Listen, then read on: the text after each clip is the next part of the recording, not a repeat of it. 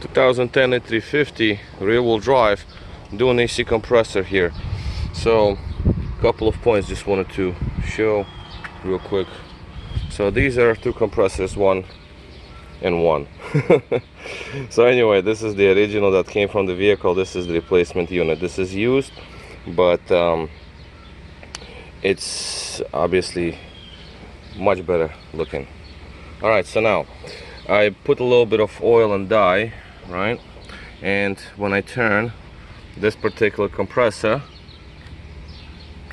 I can hear and I can see that the valve, it wants to actually open, right? I can feel the air, the suction through that tiny little opening inside the valve, and the valve actually moves if I spin it fast enough. Now this one, I also put same amount of oil just because I don't know if there's any oil in it. This is doing absolutely nothing. It's just not making any sounds at all. It's like freewheeling, right? This one has resistance to it, a little bit of resistance. This one, nothing. So we're on the right path here, I feel, and just gonna replace compressors. System will get refilled and off it goes. Now to remove it, it's not rocket science really. Just radiator not radiator, the radiator fan, and just to take that out because it gives you more access, and 3 bolts and a couple of pipes. So nothing really crazy. Well, the bottom cover has to come out of course as well, and some trims on top here. But all right, so putting the compressor in and move on with the rest. So basically AC compressor is installed. Pipe is sweating, it's cold, takes moisture out. It's not as humid today as it was yesterday, but it's still giving out some moisture, so that's, I mean, it's sweating, so it's a good thing. Let's see what's going on over here. Why is it turning red? Okay, whatever. Wanted to show you this, the inside of the car. So we have maximum AC right now. Well, to be technical, maximum cool. Actual readings we have about 12-13 bars, which is pretty good. Give it some gas. The pressure rises slightly, which is fine. This is the temperature on the evaporator, which is 4.8 Celsius. So I don't know how much it's going to be in Fahrenheit actually, I don't know the conversion, but that sounds like somewhere around 40s, I guess.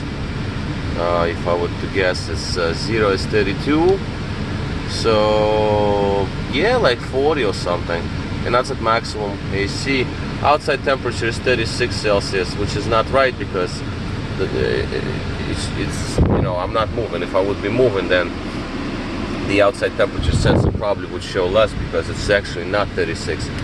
It's cooler than that, probably around, I would say 28 maybe. Yeah, well, that's about right. See, outside temperature 26, like I said. Yeah, that's about right. I don't know what this one is talking about. This is wrong. This is the temperature. Interior temperature is 26. So obviously you can say, oh, same thing. No, it's not, because it's sunny. It's way, way hot out there. Interior temperature sensor with fan, I guess that's on the roof there. So we do have a result. We have evaporator cooling the best it can. Obviously, if I lower the speed, evaporator temperature drops. It cannot go to -40 as it says here, because it'll freeze. But yeah, this is very low, 3 Celsius. That's right, just above freezing basically. It cannot go below 0, because it cannot even go to 0. It's like it's gonna start freezing. So we have AC compressor that will readapt just to get the evaporator not to freeze, and as you can see the pressure drop down a little bit. So yeah, I'm satisfied with the result. This is very low readings. It's very good. Very cold, like you feel cold air. So obviously black color, that will absorb more heat, obviously, so it'll take a little longer to cool off versus, let's say, silver, because obviously silver reflects sunlight a little better than black. Black absorbs it. Okay, evaporator temperature we know. Air outlet, so the air that comes out vents, side vents, is about 5 Celsius, which is, like I said, 40 something degrees, maybe 40 something, 50 degrees. Now this one I don't like a lot, pretty much at all. It's 12 Celsius on the right footwell, although if I change directional, then